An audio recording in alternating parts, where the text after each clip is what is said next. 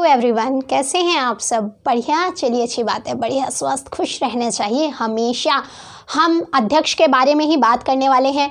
अब चीज़ें डिटेल से पढ़ लेते हैं। अब जब पढ़ ही रहे हैं तो आराम से डिटेल से पढ़ेंगे। ऐसे नहीं पहले प्री की तैयारी करो फिर मेंस की तैयारी करो। अगर रियलिटी में आपको यूपीएससी क्लियर करना है या स्टेट पीसीएस, आप जानते हैं पीसीएस में भी ऐसा ही सेम फॉर्मेट हो गया है। सीधा ऐसे एमपी पीसीएस देख लीजिए, यूपी पीसीएस देख लीजिए। वैसे एक बात बताऊं, यूपी पीएससी होता है, पीसीएस नहीं। वो हम आम लैंग्वेज में ऐसे ही बोल देते हैं पीसीएस पीएससीएस, परंतु पीएससी यूपी पीएससी होता है सही जो प्रोनाउंसिएशन है। तो हम बात क्या कर रहे हैं कि अगर आपको रियलिटी में एग्ज़ाम क्लियर करना है तो आप अगर ये सोच लेके चल रहे हैं कि पहले प्री क्लियर करेंगे, प्री की तैयारी करेंगे, फिर मेंस क्लियर करेंगे, फिर ये करेंगे, सब कुछ एक साथ कीजिए। देखिए, प्री और मेंस, पॉलिटी है, प्री में भी आनी है, मेंस में भी आनी है, एक साथ पढ़ लीजिए। क्योंकि अगर आपका प्री क्लियर हो जाता है और आपने मेंस के बारे में कुछ नहीं पढ़ा है तो आपको कितना टाइम मिलता है बताइए? 4 से 5 महीने भी मुश्किल होते हैं और आप उसमें कितना अच्छे से तैयारी कर पाएंगे। मेंस कोई फैक्चुअल नहीं है, उसमें फैक्चुअल के साथ साथ लिखना भी है। फैक्चुअल चीज़ें भी अगर आप अपनी आंसर राइटिंग में डालते हैं तो इफेक्ट एग्जामिनर पर अच्छा पड़ता है कि हाँ ये चीज़ें से पता है, परंतु उसमें लिखना भी है, एक समझ डेवलप करनी है।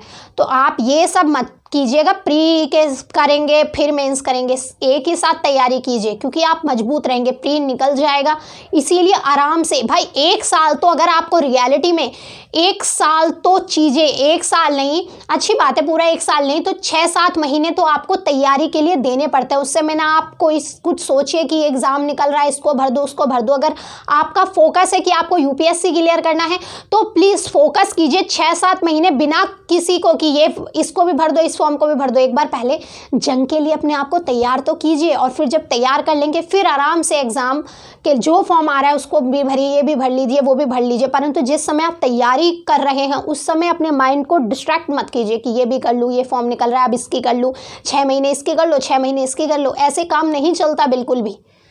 तैयारी करने का भी एक फॉर्मेट होता है, सही गाइडेंस होनी चाहिए, hard work with smart work होना चाहिए।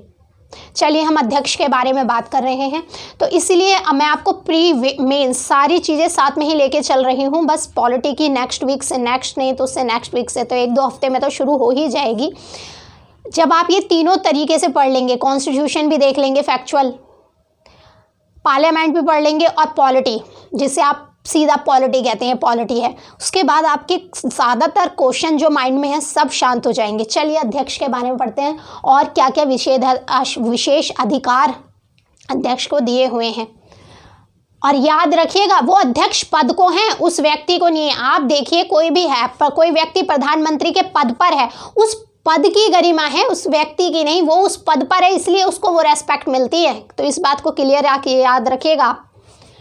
सदस्यों के लिए ग्रंथालय आवास अर्थात ग्रंथालय, जहाँ पर ग्रंथालय क्या होता है, ग्रंथ, पुस्तकें, जो भी दस्तावेज होते हैं वो सब रखे होते हैं, ग्रंथालय उसको बोलते हैं, लाइब्रेरी बोल सकते हैं आप। तो ग्रंथालय, आपको पता है कि संसद में अपनी एक लाइब्रेरी भी है। ग्रंथालय आवास अर्थात आपको पता है कि जो सांसद हैं वो अलग अलग क्षेत्र से आते हैं। अब ऐसा तो नहीं है कि संसद का सत्र चल रहा है तो वो रोज़ आना जाना करेंगे, कैसे आएंगे कैसे जाएंगे, कोई दक्षिण से है, कोई पूर्वोत्तर से है, तो सब तो दिल्ली में नहीं रहते, तो आवास की भी सुविधा की जाती है। चलिए, और आपको एक बात और बता दूं, कल 10 दिसंबर को ठीक है, ये वीडियो अपलोड आई थिंक 12 में होगी, तो 10 दिसंबर की बात है, मैंने आपको तारीख भी बता दिया। 10 दिसंबर 2020 को जो नई संसद है उसका शिलान्यास हुआ है, उसका प्रधानमंत्री नरेंद्र मोदी जी के द्वारा। परंतु उस पर अभी सुप्रीम कोर्ट ने कहा है कि ये चीज़ें अभी नहीं बनेंगी क्योंकि अभी उसको मंजूरी नहीं दी है उसको बनाने के लिए। परंतु 10 दिसंबर 2020 को शिलान्यास हो गया है और उससे संबंधित कुछ फैक्चुअल क्वेश्चन है जिनके बारे में हम बात करेंगे। इसके ऊपर भी, नए संसद भवन के ऊपर भी वीडियो बना दूंगी क्योंकि उसमें कुछ सीटें बढ़ी हैं। वर्तमान में जो सीटें हैं पुरानी लोकसभा में, राज्यसभा में, अब जो नया संसद भवन बन रहा है, पार्लियामेंट बन रही है, उसमें सीटें भी बढ़ी हैं। कुछ फैक्चुअल क्वेश्चन है जो पूछे भी जा सकते हैं। परंतु ये बात भी याद रखिएगा, अभी न्यायालय ने मंजूरी नहीं दी है कि आप इसको बनाएं क्योंकि जो उसके आसपास के काफ़ी पेड़ पौधे हैं, काफ़ी वहाँ पर इस पेड़ पौधे वगैरह की कटाई वगैरह होगी, इस कारण से भी न्यायालय में ये चीज़ें चल रही हैं। न्यायालय ने मंजूरी नहीं दी है उसको बनाने की, परंतु शिलान्यास हो चुका है 10 दिसंबर 2020 को। चलिए अब हम अध्यक्ष के बारे में पढ़ लेते हैं, बहुत सारी बातें हो गई। सदस्यों के लिए ग्रंथालय, आवास, टेलीफोन, वेतन तथा भत्तों की अदायगी, संसद भवन में जलपान व विश्राम कक्षों, संसदीय पत्रों के मुद्रण और संसदीय पत्र के मुद्रण अर्थात छापना, मुद्रण करना अर्थात छापना, जो भी भाई ये कार्रवाई हुई है इसको छापना है, किसको किस तरीके से छापना है, कौन से शब्द उसमें नहीं डालने हैं, कौन सी चीज़ें उसमें इंक्लूड करनी है, डालनी है, तो ये सब चीज़ें, संसदीय पत्रों के मुद्रण और उनकी सप्लाई आदि जैसी विभिन्न प्रकार की सुविधाओं की व्यवस्था करने का उत्तरदायित्व अध्यक्ष का होता है। तो क्लियर यहाँ पे बात ये की जा रही है, जो भी वहाँ पर सुविधाएं दी जाती हैं, जो भी रिस्पॉन्सिबिलिटीज़ हैं, अब संसद सदस्य वहाँ आ रहे हैं तो उनके लिए जो भी रिस्पॉन्सिबिलिटीज़ है अब अध्यक्ष की होती है। घर में क्या होता है, फादर है, मदर है, वो आपको डांट सकते हैं, बिल्कुल आपको डांटने का उनको अधिकार है, आपसे सवाल पूछने का अधिकार है, अगर आप कुछ गलत कार्य करते हैं तो आपको दंड भी दे सकते हैं, परंतु आपकी सुविधाओं का ख्याल रखने का भी तो उत्तरदायित्व उन्हीं का है। आपको पढ़ाई करनी है, आपको अच्छे कपड़े दिलाने हैं, आपको अच्छा खाना देना है, तो ये दायित्व भी हमारे बड़ों का ही है ना। तो इसी तरीके से अध्यक्ष का ये दायित्व भी है, जैसे अध्यक्ष के कुछ विशेषाधिकार है वैसे उसका दायित्व भी है। अध्यक्ष गैलरी में दर्शकों, आपको पता है कि आप सब भी दर्शक की रो में गैलरी होती है जिसमें दर्शक बैठ के संसद भवन की कार्यवाही देख सकते हैं। तो अध्यक्ष गैलरियों में दर्शकों और प्रेस संवाददाताओं के प्रवेश को नियमित करता है और इस संबंध में सुरक्षा प्रबंधों के लिए उत्तरदायी है कि भाई दर्शक आ रहे हैं, चीज़ें हैं, किस तरीके से की सिक्योरिटी होनी चाहिए, भाई बाहर से कौन आ जाए, कैसे आ जाए, ये जो सुरक्षा का दायित्व है उसके प्रति भी रिस्पॉन्सिबल है अध्यक्ष। अध्यक्ष के आदेशों के उल्लंघन की स्थिति में वह सदन के आदेश के अनुसार दर्शकों को आवश्यक दंड दे सकता है। यानी कि अगर दर्शक, ऐसा नहीं है कि वहाँ के जो अध्यक्ष हैं, कर्मचारी काम कर रहे हैं उन्हीं को पर चीज़ें लागू होंगी, जो दर्शक वहाँ देखने जा रहे हैं उनको भी अगर वो अध्यक्ष की अवहेलना करते हैं, भाई कुछ नियम कानून होंगे उस जगह के, आप फॉलो नहीं करेंगे तो बिल्कुल दंड मिलेगा, तो अध्यक्ष दंड दे सकता है, याद रखिएगा। यदि किसी व्यक्ति की सदन का विशेषाधिकार भंग करने या उसकी अवमानना करने के आरोप में सदन के समक्ष उपस्थिति अपेक्षित हो तो वह उसे समन जारी कर सकता है। यानी कि अगर किसी सदस्य पर ये इल्ज़ाम लगा है, ये दोष लगा है कि उसने सदन का विशेषाधिकार भंग किया है या सदन की अवमानना की, अवमानना अर्थात कुछ भी ऐसे शब्द प्रयोग करना है, ऐसी बात करना है, ऐसी कार्य करना जो सदन के खिलाफ है, उसके रूल्स रेगुलेशन के खिलाफ है, तब अध्यक्ष ये कह सकता है कि आप सदन के सामने उपस्थित हो, समन वारंट जारी कर सकता है कि क्यों हुई ऐसी चीज़, क्या था, तो समन जारी कर सकता है उस सदस्य के खिलाफ। इस बात को याद रखिएगा आप। ऐसा नहीं कि सदन, बिल्कुल आप देखते हैं कि कई बार ऐसे मामले उठते रहते हैं संसद में कि सदन ने ये बहुत काफ़ी समय से, ऐसा नहीं है कि ये चीज़ें नहीं हैं, कई बार उठ जाते हैं सदन की अवमानना को लेकर, क्योंकि भाई हमारी टंग है, जीभ है, कब फिसलता है पता ही नहीं रहती। क्रोध और आक्रोश में कई बार माहौल ऐसा हो जाता है सदस्यों को पता नहीं रहता वो कर क्या रहे हैं, तो इसलिए कुछ रूल्स और रेगुलेशन बनाए गए हैं और जिन दंड भी दिया जाता है, और दंड देता कौन है, अध्यक्ष देते हैं। अब घर में कुछ गलत काम करते हैं, चीज़ें करते हैं, फादर मदर आपकी चीज़ों को संभालते हैं, आपको प्यार से रखते हैं, रिस्पॉन्सिबिलिटी निभाते हैं, वो अपनी, अगर आप गलत काम करेंगे, घर के रूल्स फॉलो नहीं करेंगे, घर की ही बेइज्जती करवाएंगे तो क्या होगा, दंड तो मिलेगा ही नहीं आपको, यही चीज़ है। यदि सदन के किसी सदस्य या बाहर के किसी व्यक्ति को कारावास का दंड देने के लिए प्रस्ताव सदन द्वारा स्वीकृत किया जाता है तो उसके विरुद्ध गिरफ्तारी के वारंट भी अध्यक्ष जारी कर सकता है। अब सदन में कुछ ऐसा नहीं है कि हमेशा ही हर सदस्य के खिलाफ उसने थोड़ा बहुत भी कुछ बोला है तो भी गिरफ्तारी के वारंट जारी कर देंगे, नहीं, परंतु अगर कुछ बड़ा उसने ऐसा किया है तब क्या होगा। ऐसा ही घर पे होता है ना, हमेशा तो पिटाई नहीं होती, परंतु अगर आप कुछ ब्लंडर मिस्टेक कर देते हैं बड़ी वाली, तब क्या होता है, तब होती है पिटाई खींच के। एक चोर जैसे बोलते हैं ना बचपन में, एक चोर मार पड़ती है पूरी। तो यही चीज़ यहाँ पर है कि अगर आपकी जो हरकत आपने की गई है वो इतनी बड़ी है, जो आपके ने हरकत की गई है कि आपको गिरफ्तार करना चाहिए, तो बिल्कुल गिरफ्तारी का समन वारंट भी जारी किया जा सकता है। ये बात कही है कि यदि सदन के किसी सदस्य, यानी कि किसी सदस्य जो सदन के सदस्य अर्थात सांसद या बाहर के किसी व्यक्ति को कारावास, क्योंकि बाहर का कोई व्यक्ति आया है, दर्शक आया है, तो अगर वो भी कुछ करता है तो उसके खिलाफ भी जो दंड देने का कार्य करेगा वो, क्योंकि करा कहाँ पे है, संसद में। तो बाहर के किसी व्यक्ति को कारावास का दंड देने के लिए प्रस्ताव सदन द्वारा स्वीकृत किया जाता है तो उसके विरुद्ध गिरफ्तारी के वारंट भी अध्यक्ष जारी कर सकता है। अगर यह प्रस्ताव सदन ने स्वीकार कर लिया है उसको दंड देने का, तो जो अध्यक्ष है वो गिरफ्तारी का वारंट जारी कर सकता है।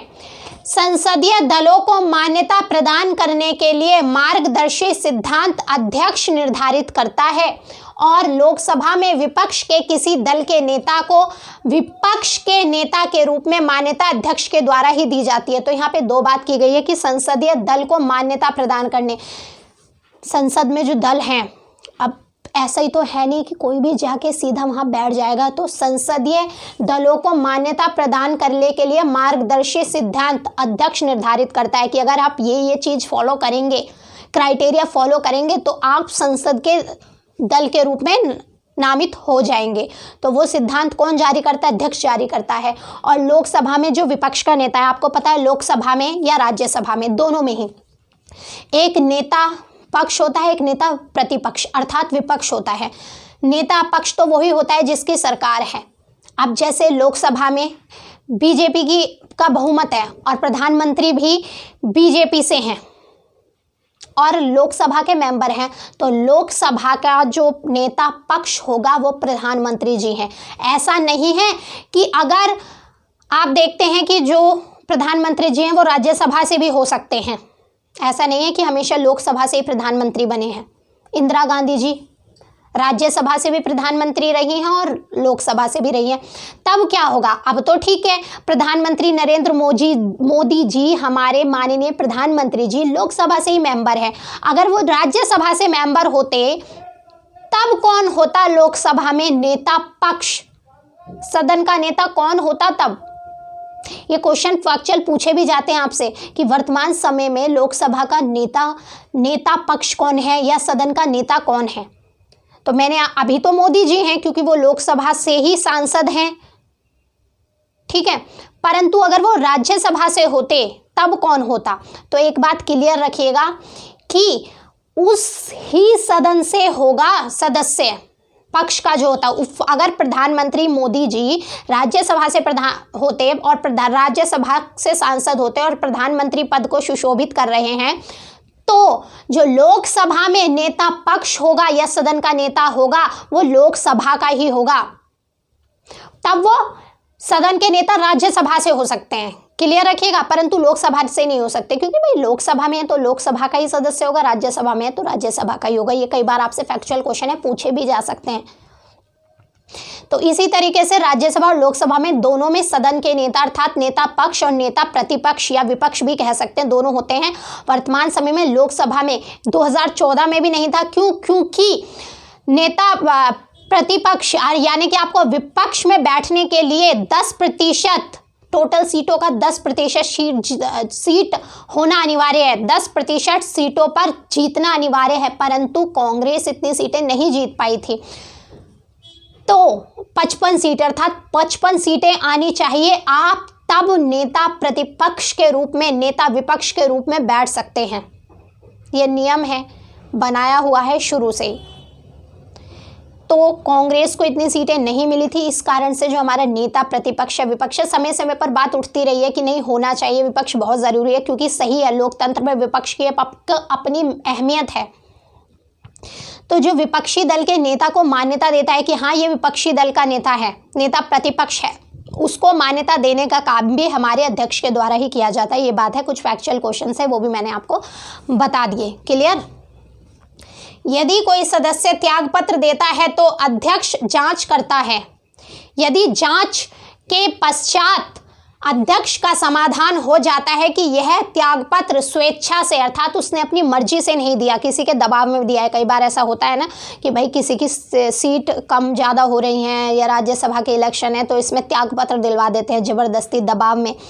तब क्या होता है, तो यही बात की जा रही है कि अगर कोई अपना सदस्य त्यागपत्र देता है और अध्यक्ष को कहीं ना कहीं कुछ ऐसा लगता है कि ये जो त्यागपत्र है उसने स्वेच्छा से अर्थात अपनी मर्जी से नहीं दिया, तब अध्यक्ष जांच कर सकते हैं। और अगर ये बात सही साबित होती है कि ये जो सदस्य त्यागपत्र दे रहा था वो अपनी मर्जी से नहीं दे रहा, तब उस त्यागपत्र को लेने से मना कर सकते हैं अध्यक्ष।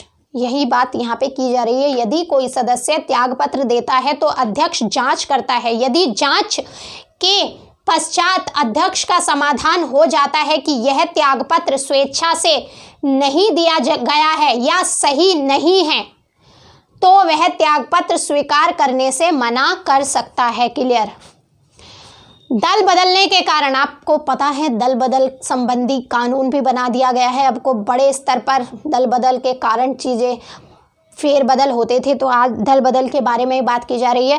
दल बदलने के कारण लोकसभा के किसी सदस्य की अनर्हता संबंधी सब प्रश्नों का फैसला करने की पूरी शक्ति अध्यक्ष को प्राप्त है। यानी कि अगर किसी सदस्य पर यह दोष लगता है, ये दोष आरोपित होता है कि इसने दल बदल किया है, दल बदल संबंधी कोई कानून उस पर लगाया जाता है, तो वो कानून सही है, कैसे किया है, क्या चीज़ें हैं, सारी शक्ति किसके हाथ में है? अध्यक्ष के हाथ में है कि हाँ ये बात सही है कि इसने दल बदल किया है या नहीं किया है। तो ये सारी चीज़ें देखेगा कौन?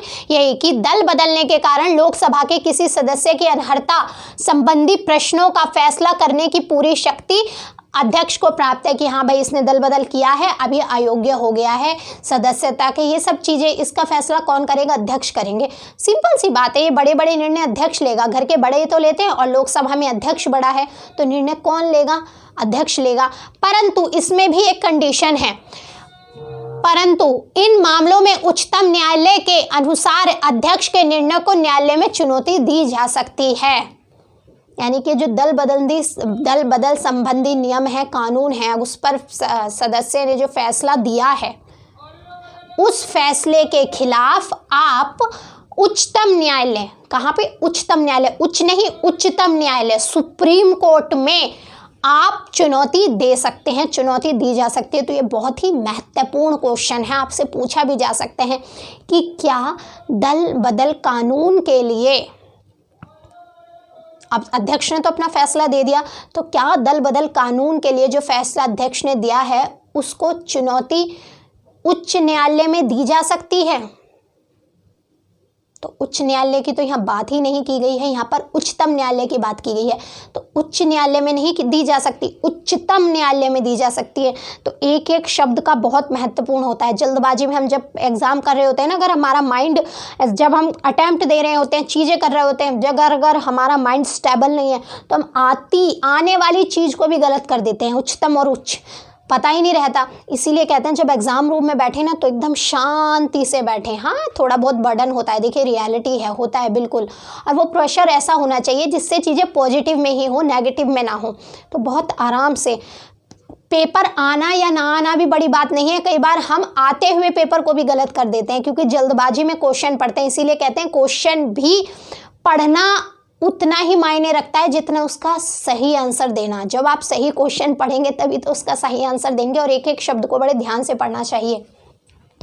अध्यक्ष की निष्पक्षता, योग्यता, चरित्र या आचरण या अपेक्षा करना विशेषाधिकार भंग करना है। यानी कि अगर आप अध्यक्ष पर कोई भी उंगलियां उठाते हैं तो वो उसका विशेषाधिकार भंग करने पे उसके लिए हो सकती है कि भाई ये चीज़ गलत है। बिल्कुल है, सही बात है कि अगर आप बड़ों पे उंगली उठाते हैं, अगर कोई बात कहनी है तो उसको कहने का एक तरीका होता है। नहीं, आप सीधा ऐसे नहीं कहेंगे घर पे आपने ऐसा क्यों किया, सीधा कोई चार जने में बड़े खड़े हैं, या फिर ऐसा नहीं है कि आप बाहर जाके अपने घर के बड़ों की बुराई करने लगे, चीज़ें करने लगे, हम ये तो ऐसे हैं, वो ऐसे हैं, ये ऐसे हैं। तो क्या है, वो गलत है, चीज़ें गलत है। पहला तो दोष आप पे होगा कि भाई जिस घर में खा रहे हो, जिस थाली में खा रहे हो उसी में छेद कर रहे हो, तो चीज़ें गलत है ना ये। तो यहीं पे कहा गया है कि अध्यक्ष की निष्पक्षता, योग्यता, चरित्र या आचरण या अपेक्षा करना विशेषाधिकार भंग करना है। उसके फैसलों की सदन के भीतर, अर्थात सदन यानी कि लोकसभा का जो सदन है, जहां बैठक होती है, सदन के भीतर या बाहर आलोचना नहीं की जा सकती। अध्यक्ष का उल्लेख सम्मान पूर्वक किया जाना चाहिए, उसे उच्च स्थान दिया जाना चाहिए। सदन की गरिमा की रक्षा उसको बनाए रखने के लिए ऐसा करना आवश्यक है। तो ये जो कहा गया है कि भाई उसका आदर करना चाहिए, उसको सभ्यता से बोलना चाहिए, तो ये सदन की गरिमा के लिए आवश्यक है, क्योंकि वो सदन को रिप्रेजेंट कर रहा है ना, सदन का अध्यक्ष है। अगर आप उसको बोल रहे हैं तो इनडायरेक्ट वे में आप सदन के ऊपर उंगली उठा रहे हैं, यही कहा गया है यहाँ पर।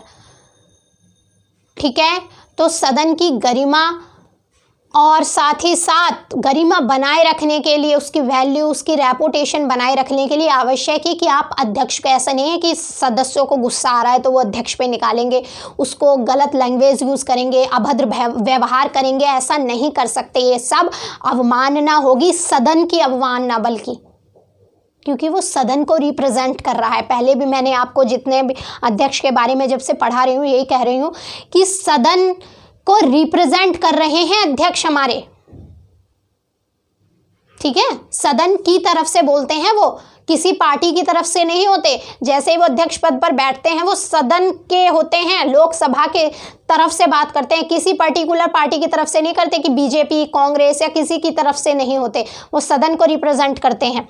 अध्यक्ष की अनुमति के बिना सदन के परिसर में, अर्थात सदन का परिसर जो अंदर का हिस्सा है, परिसर में किसी व्यक्ति को गिरफ्तार नहीं किया जा सकता, ना ही उस सदस्य के विरुद्ध किसी दीवानी या आपराधिक कानूनी आदेशिका की तामील की जा सकती है। यानी कि कोई वारंट, कोई आदेश जारी कर दिया जाए तो उसकी तामील, अर्थात उसको भी नहीं माना जाएगा। सदस्य जो हमारे अध्यक्ष हैं उस समय, उसकी अनुमति के बिना आप नहीं कर सकती कुछ भी। और आपको पता है, ये सब चीज़ें आपको पता भी होंगी, जो सदस्य होते हैं उनके भी गिरफ्तारी को लेकर कुछ अधिकार हैं। जब हम संसद के सदस्यों के विशेषाधिकार के बारे में पढ़ेंगे तब बात करेंगे, परंतु चलिए अब फिर बता ही देती हूँ, बात उठी है तो बता ही देते हैं कि अध्यक्ष के बारे में हम बात कर रहे हैं। अध्यक्ष की अनुमति के बिना ये सब चीज़ें नहीं हो सकती, वो तो ठीक है, परंतु जो सांसद है, अध्यक्ष हैं, वहाँ के उनके भी अपने विशेषाधिकार हैं। कुछ सामूहिक विशेषाधिकार है, कुछ सिर्फ सिंगल, अकेले विशेषाधिकार हैं, दो भागों में बांट सकते हैं आपके। तो ये जो गिरफ्तारी से संबंध है कि कोई भी सांसद जब कार्यवाही अर्थात सत्र चल रहा हो तो उसको 40 दिन पहले और 40 दिन बाद तक गिरफ्तार नहीं किया जा सकता। और ये सिर्फ सिविल मामलों में है, याद रखिएगा। अगर उसने कुछ ऐसा बड़ा क्राइम कर दिया है, जघन्य अपराध, तो बिल्कुल कर सकते हैं, परंतु ये सिर्फ सिविल मामलों में है। क्लियर रखिएगा। तो और भी बहुत सारी बातें हैं, बहुत सारी चीज़ें जब सदस्यों के बारे में पढ़ेंगे, संसद सदस्यों के विशेष अधिकार के बारे में पढ़ेंगे तब बात करेंगे इसके बारे में। परंतु अब हम यहाँ सिर्फ अध्यक्ष के बारे में बात कर रहे हैं तो वही देखते हैं, वरना माइंड डिस्ट्रैक्ट हो जाता है, ये भी वो भी सब कुछ खिचड़े बन जाता है। अध्यक्ष की अनुमति के बिना सदन के परिसर में किसी व्यक्ति को गिरफ्तार नहीं किया जा सकता, ना ही उस सदस्य के विरुद्ध किसी दीवानी या आपराधिक कानूनी आदेशिका की तामील की जा सकती है। यानी कि कोई आदेश दिया गया है, भेजा गया है, तो उसकी तामील भी अध्यक्ष की अनुमति के बिना नहीं की जा सकती। तामील अर्थात अमल करना, उसका मानना, उसको कि भाई ऐसा नहीं है कि किसी दीवानी या आपराधिक किसी भी मामले में किसी ने कोई समन वारंट जारी कर दिया, सीधा उसको ऐसे ही पकड़ लेंगे उठा के, नहीं, पहले अध्यक्ष की अनुमति लेनी पड़ेगी। चीज़ें करने के लिए, कुछ भी काम करना है, चीज़ें करनी है, आपको अध्यक्ष की अनुमति लेनी आवश्यक है। दैट्स ऑल, इतनी सी बात है। यदि लोकसभा का कोई सदस्य किसी अपराध में गिरफ्तार किया जाता है या उसे कारावास का दंड अर्थात जेल, कारावास का दंड दिया जाता है, या कार्यपालिका के किसी या कार्यपालिका प्राधिकारी के द्वारा तुरंत अध्यक्ष को सूचना दी जानी अनिवार्य है। तो कार्यपालिका जो भी प्राधिकारी है, वहाँ पे जो भी प्राधिकारी है, पता है ना, संसद के अपने प्राधिकारी होते हैं, क्योंकि काम कौन करेगा, प्रशासन ही तो करता है। तो वो उस प्राधिकारी को तुरंत अध्यक्ष को सूचना देनी होगी, ये अनिवार्य है। तथा किसी सदस्य की रिहाई की स्थिति में भी सूचना का दिया जाना अनिवार्य है, चाहे उसको गिरफ्तार किया जा रहा है या उसकी रिहाई की जा रही है। तो लोकसभा के अध्यक्ष को क्या कहा गया, सिर्फ लोकसभा के बारे में। अब लोकसभा में अध्यक्ष होते हैं, लोकसभा के सदस्यों के बारे में ही बात की जा रही है, तो सारी बातें उन्हीं से संबंधित हैं। अध्यक्ष सदन में निधन संबंधी उल्लेख करता है कि किसका निधन हुआ है, शोक के लिए मौन व्रत भी धारण करते हैं, कई बार सदन स्थगित भी कर देते हैं कुछ समय के लिए कि 1 घंटे के लिए सदन स्थगित कर दी गई है, या आधे समय के लिए या पूरे दिन के लिए सदन स्थगित कर दी गई है इस निधन के कारण। तो ये क्या है कि अध्यक्ष सदन में निधन संबंधी उल्लेख करता है। सदन की कार्यावधि समाप्त होने पर विधायी भाषण, यानी कि जब सदन का सत्र समाप्त हो जाता है, कार्यावधि समाप्त हो जाती है, जितनी अवधि है, जितना ड्यूरेशन है वो समाप्त हो जाता है, तब सदन विधायी भाषण, जो हमारे अध्यक्ष हैं वो सदन में विधायी भाषण देते हैं, तथा महत्वपूर्ण राष्ट्रीय व अंतर्राष्ट्रीय, नेशनल व इंटरनेशनल घटनाओं का औपचारिक रूप से उल्लेख करते हैं कि ये चीज़ें हुई, ऐसा हुआ वैसा हुआ, ये सब चीज़ें औपचारिक तौर पर उल्लेख करते हैं। तो ये सब बातें रही। इसके बाद एक लेक्चर और है अध्यक्ष से ही संबंधित, और कुछ बातें अध्यक्ष के बारे में जानेंगे। अगर आप कहें तो आज़ादी से पहले, आपको पता है हमारी लोकसभा राज्यसभा ये जो दोनों सदन हैं पहले आज़ादी से पहले से ही, परंतु नाम बदल दिए गए, नाम अब अलग हैं तब अलग थे, परंतु तब से ही हैं ये। तो अगर आप चाहते हैं, आप कमेंट करते हैं कि आज़ादी से पहले से और आज़ादी के समय और अब तक कौन कौन लोकसभा के अध्यक्ष रहे हैं, उनको सीरियल वाइज पढ़ा दूं, तो वो भी आप बता दीजिएगा। क्लियर? चलिए आज के लिए इतना ही रखते हैं। धन्यवाद।